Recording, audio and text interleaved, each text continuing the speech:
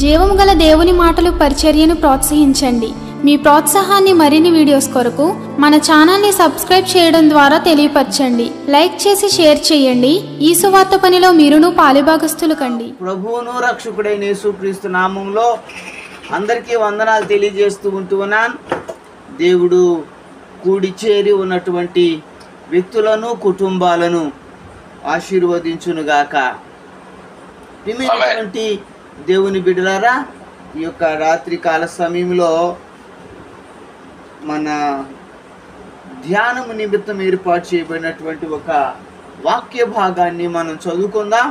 దయతో పరిశుద్ధ గ్రంథమైన బైబిల్ గ్రంథంలో నుండి 43వ కీర్తన వైపు మన దృష్టి సారించేటువంటి వారిగా మనం ఉందాం.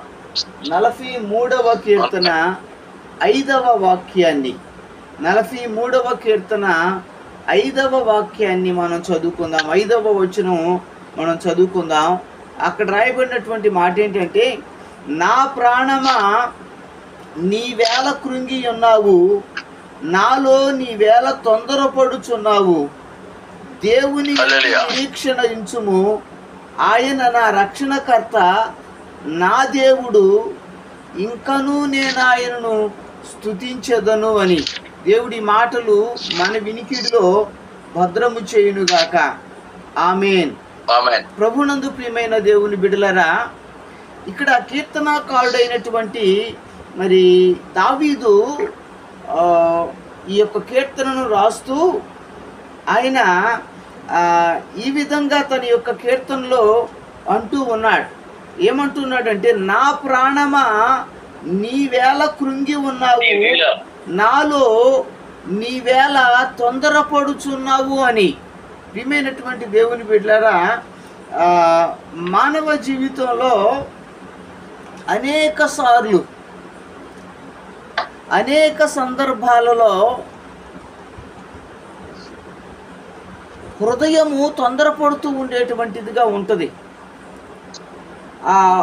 ఇక్కడ 3 విషయాలు మనం చూస్తాం. ఇక్కడ నా ప్రాణమా నీవేళ కృంగి ఉన్నావు, నీవేళ తొందరపడుతూ ఉన్నావు, దేవుని యందు నిరీక్షణ ఉంచుము అని. అంటే ప్రాణము కృంగిపోయి ఉంది, తొందరపడుతూ ఉంది, నిరీక్షణ లేని స్థితిలో ఉంటూ ఉంది. ప్రియమైన దేవుని బిడ్డలారా, మానవ జీవితం అనేటువంటిది లాభ నష్టాల సుఖ దుఃఖాల కలయిక.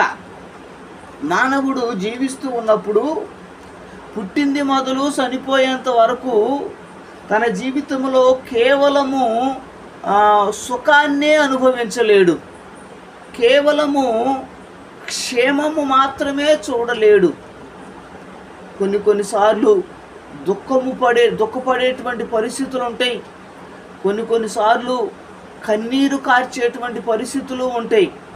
ఏదైనా వ్యవసాయం చేస్తూ ఉన్నాడంటే, వ్యాపారం చేస్తూ ఉన్నాడంటే, భూమి మీద ఏదైనా పని చేస్తూ ఉన్నాడు అంటే ఆ పనిలో మరి నిరంతరము ఎల్లప్పుడూ లాభాలే రావు, కానీ కొన్నిసార్లు నష్టాలు కూడా కలిగేటువంటి పరిస్థితి మానవ జీవితంలో ఉంటూ ఉంటుంది.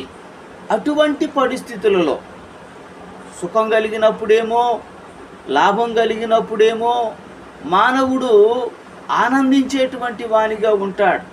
నాకంటే గొప్పవాడెవడు లేడు అన్నంతగా సంతోషించేటువంటి వానిగా ఉంటాడు.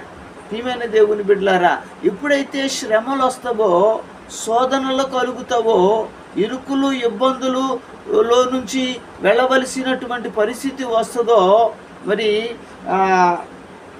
అటువంటి పరిస్థితులలో మనిషి యొక్క హృదయం, మనిషి యొక్క ప్రాణం, మనిషి యొక్క మరి అంతరంగ పురుషుడు, అంతరంగం కలవరపడేటువంటి పరిస్థితులు ఉంటూ ఉంటుంది. ప్రియమైన దేవుని బిడ్డలారా, అటువంటి ఆ యొక్క పరిస్థితులు అనేటువంటివి మానవ జీవితంలో అనేక సార్లు కలుగుతూ ఉంటాయి. ప్రియమైన దేవుని బిడ్డలారా, మరి కీర్తనాకారుడు అంటూ ఉన్నాడు. కీర్తనాకారుని జీవితంలో కూడా కీర్తనాకారుని యొక్క తన యొక్క జీవిస్తున్నటువంటి తన పరిస్థితుల్లో కూడా అనేక సార్లు ఇరుకులు ఇబ్బందులు కలిగినటువంటివిగా ఉన్నప్పుడు మరి తన ప్రాణము కుంగిపోయినటువంటిదిగా ఉంది. తన ప్రాణము తనలో తొందరపడిపోయినటువంటిదిగా ఉంది. తన ప్రాణము నిరీక్షణను కోల్పోయినటువంటి పరిస్థితుల్లో ఉంది. ప్రియమైన దేవుని బిడ్డలారా, అటువంటి పరిస్థితుల్లో కీర్తనాకారుడైనటువంటి దావీదు భక్తుడు తన ప్రాణముతో మాట్లాడుతూ ఉన్నాడు. తన ప్రాణమును సర్ది చెప్పుకుంటూ ఉన్నాడు. నా ప్రాణమా, నీవేళ కృంగి ఉన్నావు, నాలో నీవేళ తొందరపడుచున్నావు, దేవుని యందు నిరీక్షణ ఉంచుము అని. ప్రియమైన దేవుని బిడ్డలారా, చాలాసార్లు మరి దుఃఖము అనేటువంటిది చాలాసార్లు హృదయములో నెమ్మది లేనటువంటి పరిస్థితులు అనేటువంటివి మరి కలుగుతూ ఉన్నప్పుడు మరి మనకు బాధ అనేటువంటిది ఉంటుంది. నిస్సహాయ స్థితిలో ఉన్నటువంటి ఆ పరిస్థితులలో మరి గుండెలు అలిసిపోయే విధంగా రోధిస్తూ ఉండేటువంటి వారిగా ఉంటాం. కొన్నిసార్లు హృదయము కలవరపడిపోతూ ఉండేటువంటిదిగా ఉంటుంది. అయితే దేవుని యొక్క వాక్యము మనకు సెలవిస్తూ ఉంది, దేవుడు నిన్ను ఆ పరిస్థితులలో విడిచిపెట్టేటువంటి వాడు కాదు. 34వ కీర్తనలో మనం చూస్తాం నీతిమంతునికి కలుగు ఆపదలు అనేకములు, వాటన్నిటిలో నుండి యెహోవా వారిని విడిపించును అని. ప్రియమైన దేవుని బిడ్డలారా, ఇక్కడ మనం గమనించగలిగింది ఏంటంటే, నీదైన ఒక రోజు నీ కొరకు దేవుడు సిద్ధపరిచినటువంటి వానిగా ఉన్నాడు అని. నీదైన ఒక రోజు నీ కొరకు దేవుడు సిద్ధపరిచాడు. నీవు ఉన్నటువంటి పరిస్థితులలోనే, దుఃఖములో ఉన్నటువంటి ఆ పరిస్థితులలోనే, నీవు కలిగి ఉన్నటువంటి శ్రమలలోనే దేవుడు నిన్ను ఉంచేటువంటి వాడు కాదు. నీకంటూ ఒక రోజు దేవుడు సిద్ధపరిచాడు అని ఇక్కడ మనము గమనించగలిగేటువంటి వారిగా ఉంటాం.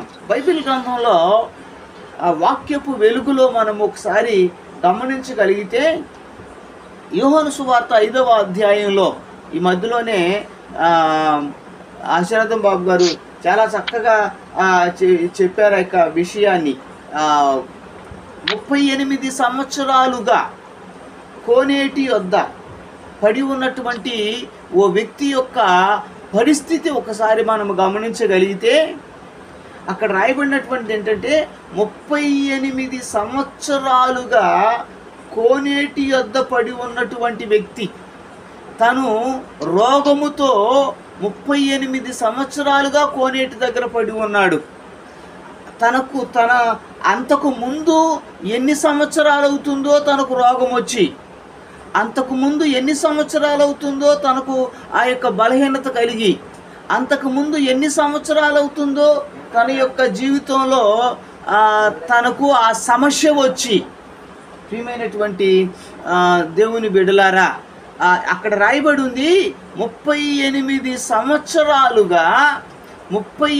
సంవత్సరాలుగా ఆ వ్యాధితో ఆ కోనేటి వద్ద, ఆ బెతెస్దా అనేటువంటి ఆ కోనేటి దగ్గర తాను పడిపోయి ఉన్నాడు అని, పడవేయబడి ఉన్నాడు అని.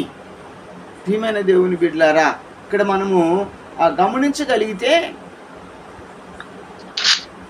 అనేక సంవత్సరాలుగా తన యొక్క జీవితంలో తీరని వేదన, కన్నీరు, దుఃఖం, అవమానం, నింద తన యొక్క జీవితంలో తాను అనుభవిస్తూ ఉన్నాడు. తన యొక్క శరీరములోనూ బాధ ఉంది, తన మనసులోనూ బాధ ఉంది. శారీరకంగా బాధపడుతూ ఉన్నాడు, మానసికంగానూ కృంగిపోతున్నటువంటి పరిస్థితులు ఉంటూ ఉన్నాయి. చాలాసార్లు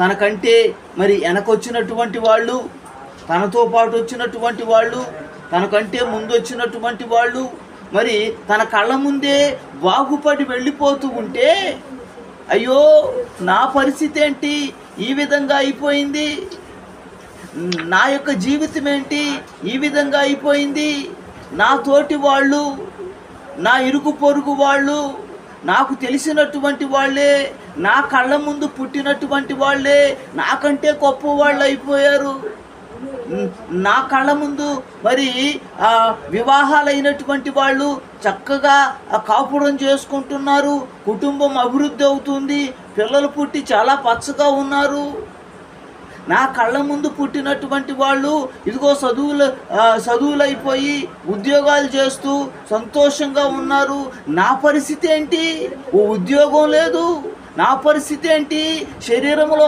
ఆరోగ్యం లేదు, నా పరిస్థితి ఏంటి, నా కుటుంబం విచ్ఛిన్నమైపోయింది, నా పరిస్థితి ఏంటి, బిడ్డలు లేనటువంటి పరిస్థితి అని అనేక సార్లు మన యొక్క హృదయము కలవరపడిపోతూ ఉండేటువంటిదిగా ఉంటుంది.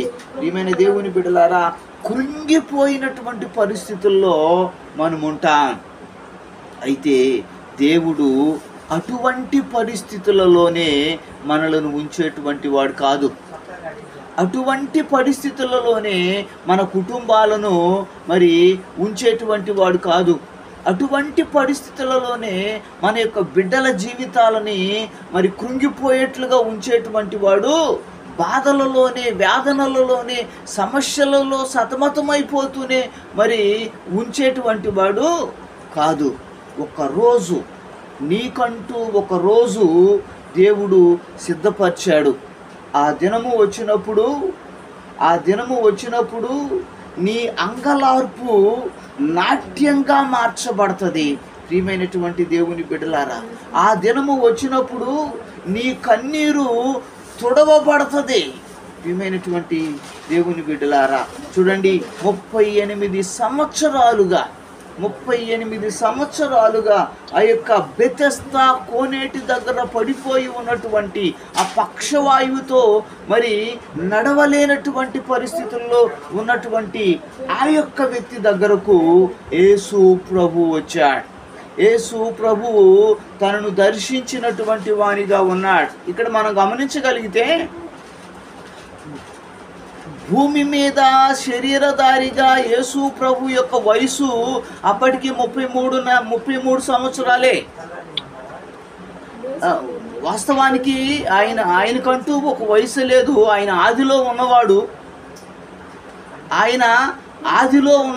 దేవుని వాక్యం ఏం చెబుతుందంటే, ఆది యందు వాక్యముండెను, వాక్యము దేవుని యొద్ద ఉండెను, వాక్యమే దేవుడై ఉండెను, ఆ వాక్యమే శరీరధారిగా కృపా సత్య సంపూర్ణుడుగా ఈ లోకములోకి మరి వచ్చాడు అని.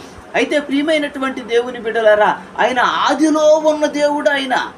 ఆయన ఏదో డిసెంబర్ 25వ తారీఖున క్రిస్మస్ పండుగ వచ్చినప్పుడే పుట్టినటువంటి వ్యక్తో, లేకపోతే ఈ 2000 సంవత్సరాల క్రితము ఈ భూమి మీదకి మరి వచ్చినటువంటి వ్యక్తో కాదు. ఆయన ఆదిలోనే ఉన్నాడు. ఆయన ప్రియమైన దేవుని బిడ్డలారా, కాబట్టి మరి అయితే ఇక్కడ మనం గమనించవలసినటువంటిది ఏంటంటే, శరీరధారిగా ఆయన మానవ రూపంలో భూమి మీదకి వచ్చి అప్పటికి 33 సంవత్సరాలు అయింది. అంటే 33 సంవత్సరాలు ఆయనకి అయింది. మరి అయితే తన రోగి వయసు మాత్రం 38 సంవత్సరాలు. అంటే యేసయ్య భూమి మీద శరీరధారిగా మరి తనను దర్శించినటువంటి వయసు కంటే తనకున్న రోగము వయసే ఎక్కువ. ఆ రోగానికే సీనియారిటీ ఎక్కువగా ఉన్నట్లుగా ఇక్కడ మనగా ఈ కోనేటి దగ్గర ఉన్నాడు ఆ యొక్క వ్యక్తి. అంతకుముందు ఎన్ని సంవత్సరాలుగా రోగంతో బాధపడుతున్నాడో మనకి ఇక్కడ స్పష్టంగా తెలియదు. అంటే చాలా సంవత్సరాలుగా మరి ఆయన బాధపడుతూ ఉండుండొచ్చు. చాలా సంవత్సరాలు వయసు కలిగినటువంటి వ్యక్తిగా కూడా తాను ఉండవచ్చు. అయితే 38 సంవత్సరాలుగా తాను బాధపడుతూనే ఉన్నాడు. 38 సంవత్సరాలుగా తాను మరి అవమానపరచబడుతూనే ఉన్నాడు. కొంతమంది మరి అని ఉంటారు, ఇదిగో రే ఇక నీ బతుకి కింతే, ఇక నీ బతుకి ఇక్కడ ఈ స్థలంలో ఇక్కడ ఇలాగా అంతమైపోవలసిందే, ఈ విధంగా నీ బతుకు మరి కడా తీర్చవలసిందే, ఇక నీకు స్వస్థత అనేటువంటిది ఉండదు, నీకు సహాయం చేసేటువంటి వాళ్ళు ఎవరు ఉండరు, నిన్ను లేవనెత్తేటువంటి వాళ్ళు ఎవరు ఉండరు, నువ్వు వెళ్ళి ఆ కోనేట్లో దిగలేవు, నీకు స్వస్థత ఇక రాదు, ఇక నీ బతుకింతే అని అవమానించినటువంటి వాళ్ళు, దుఃఖపరిచినటువంటి వాళ్ళు, నిందించినటువంటి వాళ్ళు అనేక మంది తన యొక్క మరి జీవితంలో ఉన్నటువంటి వాళ్ళుగా ఉండుంటారు.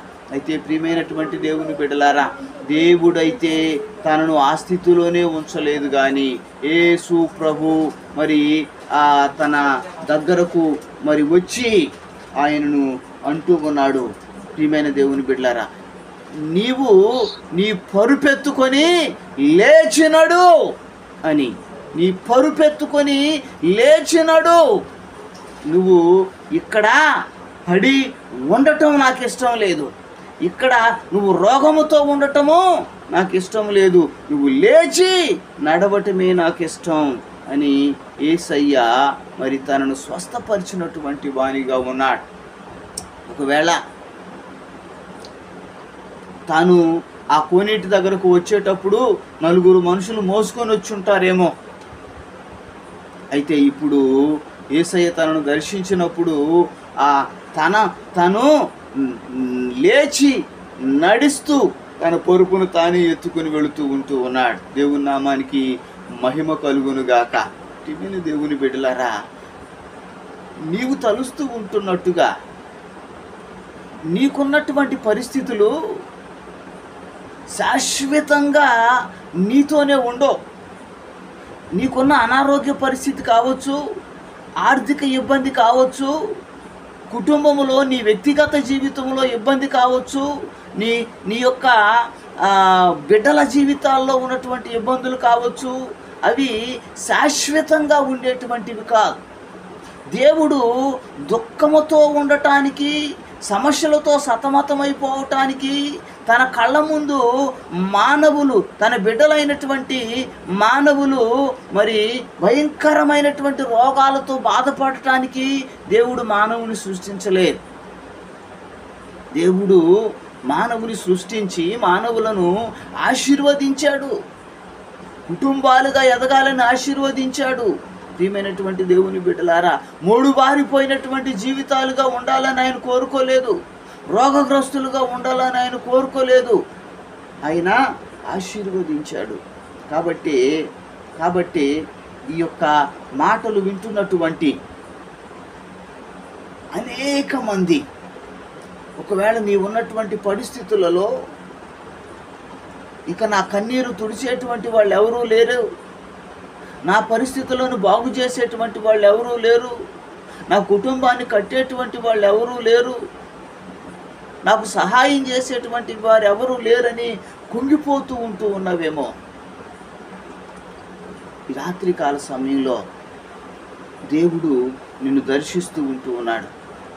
ఆయన మాట ద్వారా దర్శిస్తూ ఉంటూ ఉన్నాడు. ఆయన స్వప్నముల ద్వారా మాట్లాడేటువంటి దేవునిగా ఉన్నాడు. ప్రియమైనటువంటి దేవుని బిడ్డలారా, 38 సంవత్సరాలు కోనేటి దగ్గర పడి ఉన్నటువంటి ఆ యొక్క వ్యక్తి ఎంతో కుంగిపోయి నిందించబడినటువంటి వ్యక్తిగా, బాధను అనుభవించినటువంటి వ్యక్తిగా ఉన్నాడు. అయితే తనదంటూ ఒక రోజు వచ్చింది, దేవుడు తన కొరకు సిద్ధపరిచినటువంటి ఒక రోజు వచ్చింది. అందరూ చూస్తూ ఉండగానే, అవమానించినటువంటి వాళ్ళందరూ ఆ యొక్క వ్యక్తిని చూస్తూ ఉండగానే వాళ్ళందరి ముందే లేచి నిలువబడి తన పరుపెత్తుకొని ఆరోగ్యవంతుడిగా వెళ్ళినటువంటి వానిగా ఉన్నాడు. ప్రియమైన దేవుని బిడ్డలారా, రాత్రికాల సమయంలో ఒకవేళ నీకున్నటువంటి ఆర్థిక ఇబ్బందులను బట్టో, నీకున్నటువంటి అనారోగ్య పరిస్థితులను బట్టో, నీకు సమాజంలో మరి చిన్న చూపు చూస్తున్నటువంటి పరిస్థితిని బట్టో నువ్వు కుంగిపోతూ ఉన్నావేమో. నువ్వు నీ గుండె, నీ హృదయం, నీ యొక్క మనసు వేదన పడుతూ ఉన్నదేమో, దుఃఖపడుతూ ఉన్నావేమో, నిందించబడుతూ ఉన్నావేమో. అయితే దేవుడు ఆ యొక్క స్థితిని మార్చేటువంటి ఒక రోజు అనేటువంటిది వస్తుంది.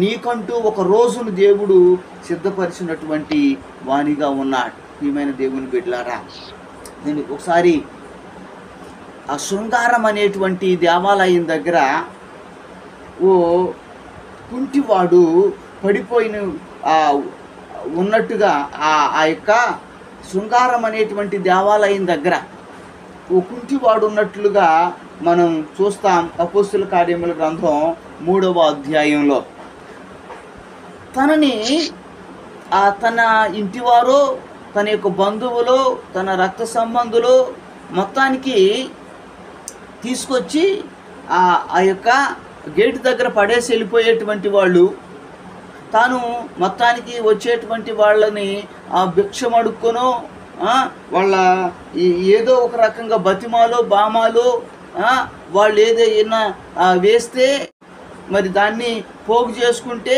సాయంత్రానికి వచ్చి వాళ్ళు వాటిని తీసుకుని వెళ్ళిపోయేవాళ్ళేమో. ప్రియమైన దేవుని బిడ్డలారా, ఆ విధంగా కొంతకాలం మరి తాను గడిపాడు. కొంతకాలం గడిచిపోయింది. కొంతకాలం ఆ యొక్క అడుక్కుంటూ ఆ యొక్క మరి అంగవైకల్యంతోనే, ఆ కుంటితనంతోనే మరి ఉండిపోయినటువంటి వానిగా ఉన్నాడు. అయితే దేవుడు ఆ స్థితిలోనే తనను ఉంచలా. దేవుడు ఎల్లకాలము ఆ స్థితిలోనే దేవుడు ఉంచలేదు, కానీ తనకంటూ ఏర్పాటు చేసినటువంటి ఒక రోజు వచ్చింది.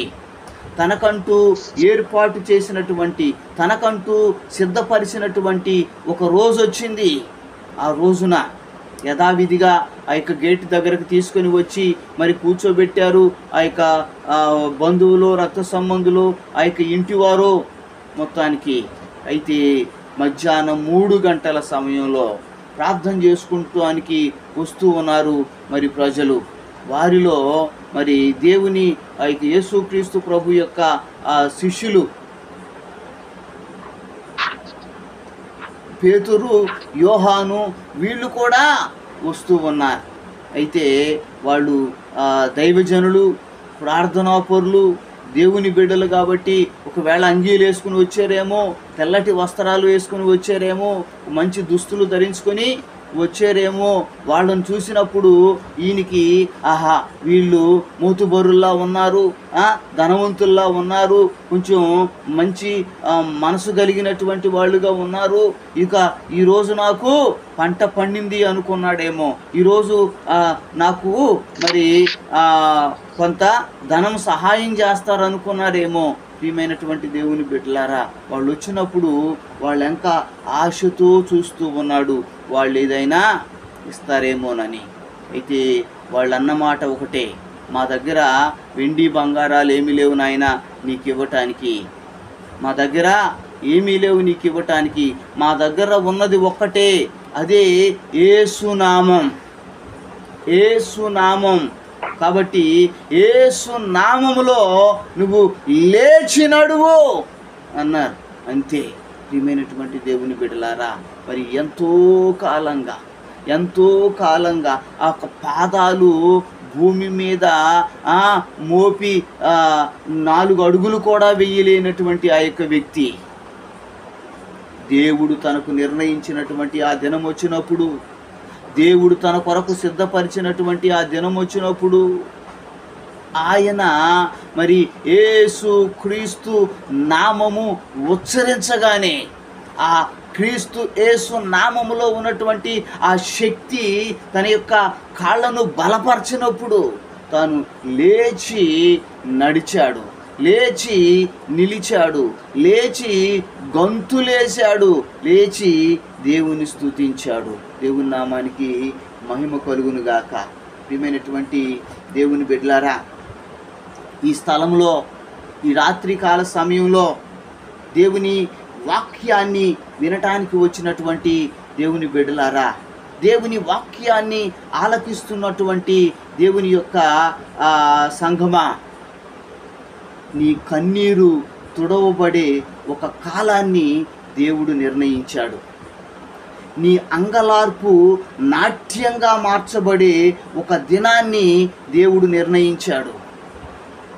నీ నిస్సహాయ స్థితిని బట్టి నీ గుండెలు బాదుకొని రోధించి అలసిపోయేవేమో, నీకున్నటువంటి ఆ యొక్క అనారోగ్య స్థితిని బట్టి ప్రతి దినము ఆ కన్నీరు కారుస్తూ ఉన్నావేమో, సమాజంలో నిన్ను ఆదరించేటువంటి వాళ్ళు లేక ఇదిగో నా పరిస్థితిక ఇంతేనని నువ్వు ఎక్కి వెక్కి ఏడుస్తూ ఉంటూ ఉన్నావేమో, నీ కన్నీటిని నాట్యంగా మార్చగలిగిన ఒక దినమును దేవుడు నీ కొరకు నిర్ణయించి ఉంచాడు, దాచిపెట్టి ఉంచాడు అని నువ్వు మర్చిపోవద్దు.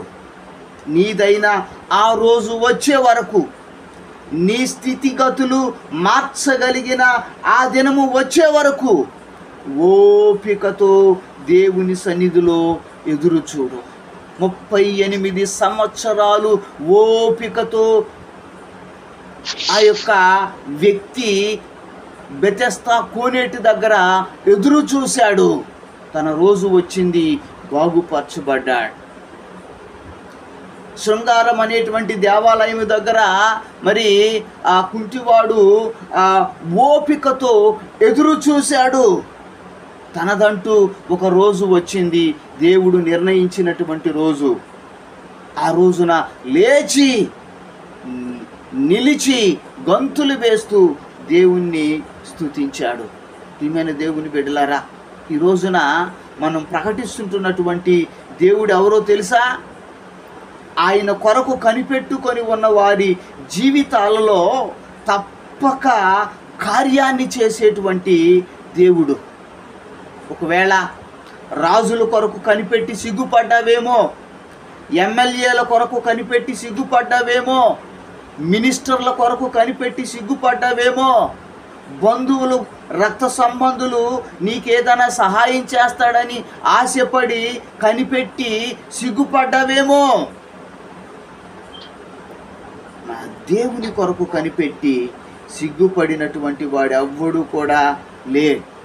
ఈమెన దేవుని బిడ్డలారా, రాగలిగినటువంటి కాలములోనూ అటువంటి వాళ్ళు ఉండరు.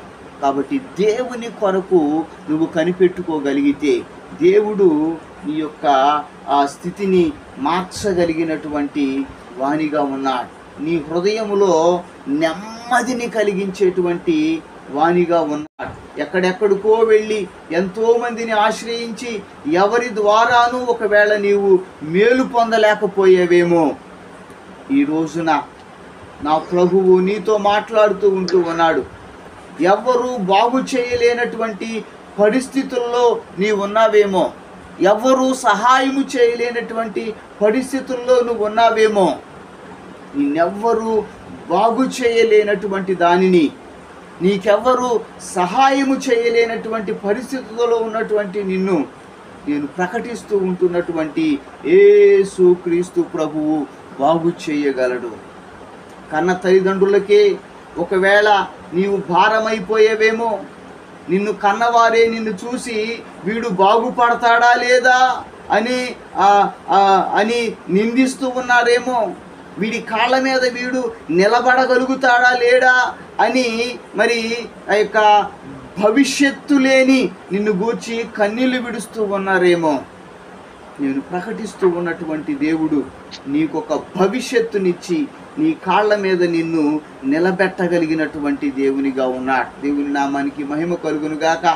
చెదరిపోయిన నీ జీవితాన్ని, పాడైపోయిన నీ కుటుంబాన్ని, అల్లకల్లోలంగా మిగిలిపోయిన నీ కుటుంబ వ్యవస్థని ఈ రాత్రి నేను ప్రకటిస్తూ ఉన్నటువంటి దేవుడు నిశ్చయంగా బాగు చేయగలడు. అటువంటి దేవాది దేవుడైనటువంటి ప్రభువు మీద నీ యొక్క మనసుంచు, నీ యొక్క నమ్మకాన్ని ఉంచు. ప్రియమైన దేవుని బిడ్డలారా, కీర్తనకారుడు అంటూ ఉన్నాడు, నా ప్రాణమా నీవేళ కృంగి ఉన్నావు, నాలో నీవేళ తొందరపడుచున్నావు, దేవుని యందు నిరీక్షణ ఉంచుము, ఆయన నా రక్షణకర్త నా దేవుడు, ఇంకనూ నేను ఆయన్ను స్తుతించదును అంటూ ఉన్నాడు. తన యొక్క జీవితంలో కీర్తనకారుడు తన హృదయం కృంగిపోయి ఉన్నప్పుడు, తన హృదయం తొందరపడుతూ ఉన్నప్పుడు, ఏమాత్రము నిరీక్షణ లేకుండా, నిరీక్షణను కోల్పోయినటువంటి, ఆశలు లేనటువంటి పరిస్థితుల్లో తన హృదయముతో, తన ప్రాణముతో తాను చెప్పుకొని ధైర్యపరుచుకుంటూ ఉన్నాడు. ఈమెన దేవుని బిడ్డలారా, మన జీవితాల్లో కూడా మన యొక్క బాధలను బట్టి, వేదనలను బట్టి, సమస్యలను బట్టి సతమతమైపోతూ ఉన్నా మనల్ని మనం సరిదిద్దుకుంటూ దేవుని యందు నిరీక్షణ ఉంచేటువంటి వారిగా మనముందాం. దేవుడు మన యొక్క జీవితంలో మనకున్నటువంటి సమస్యలను తీసివేసి మనకంటూ ఒక రోజును ఏర్పాటు చేశాడు, మనకంటూ ఒక దినమును సిద్ధపరిచాడు. ఆ దినమున మన కన్నీళ్లు తుడిచేటువంటి వానిగా ఉంటాడు. ఈనాడు మన యొక్క జీవితాలని వాక్యపు వెలుగులో మనం గమనించేటువంటి వారిగా మనం ఉందాం. 38 సంవత్సరాలు కోనేటి దగ్గర పడినటువంటి ఆ వ్యక్తిని యేసయ్య చూసి తానే దిగి వచ్చి తను ఆ స్థితిలో నుంచి విడిపించాడు. మనం కూడా పాపములో, శాపములో, అంధకారంలో, ఇరుకులలో, ఇబ్బందులలో ఉంటున్నటువంటి మనల్ని దేవుడు చూసి ఆ స్థితిలో నుండి మనము బయటకు రాలేమని ఆయన మనలను చూసి పాపముతో మరి మన యొక్క జీవితాలని ప్రయాసతో మన యొక్క బ్రతుకులను వీడ్చుకెళ్తున్నటువంటి మనకు మనం సహాయం చేసుకోలేమని ఆయనే ఈ లోకానికి దిగి వచ్చి ఆకాశానికి భూమికి మధ్యలో వదకు తేబడిన గొర్రె పిల్ల వలె వధించబడ్డాడు. తన చివరి రక్తపు బొట్టు వరకు చిందించాడు. నిన్ను, నన్ను, మనలను పాపముల నుండి విడిపించటానికి, మనకున్న పరిస్థితుల నుంచి విడిపించటానికి అటువంటి ప్రభు అయినటువంటి యేసుక్రీస్తు నిన్ను, నన్ను, మనలని బాగు చేసినటువంటి దేవుడు అనేక మందిని బాగు చేయనట్లుగా, అనేక మందికి సహాయం చేయనట్లుగా, నిరీక్షణతో అనేక మందికి క్రీస్తును మనము ప్రకటించేటువంటి వారిగా, క్రీస్తును మనము పరిచయం చేసేటువంటి వారిగా ఉందాం. దేవుడి యొక్క మాటలను మన వినికిడిలో భద్రం చేసి మనలను ఆదరించి దీవించునుగాక. ఆమేన్.